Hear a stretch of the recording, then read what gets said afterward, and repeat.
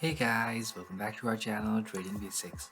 So today what we're gonna do is we're gonna learn how you can change your username on Etoro account. So let me tell you one thing guys, there is not any option to change your username, or you can not even change your username in Etoro. So that's one of the sad part, but what you can do is guys, let's learn.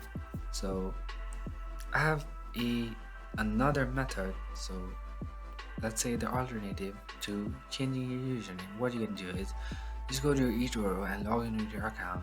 Then just go to the left hand side and scroll a bit, and you'll find your settings. Go there and go to account.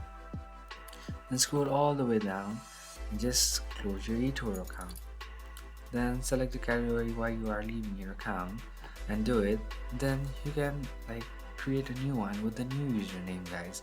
So that's how you can actually, let's say, change your username as an alternative way guys. So thank you for watching our video guys. I hope this video is helpful for you guys. So if you like our video, please leave a like and do not forget to subscribe our channel, and also hit the bell icon so you never miss an update from us. Also comment for more reviews and more contents like this. I'll see you guys again in our next video. Till then, stay safe guys. Thank you for watching.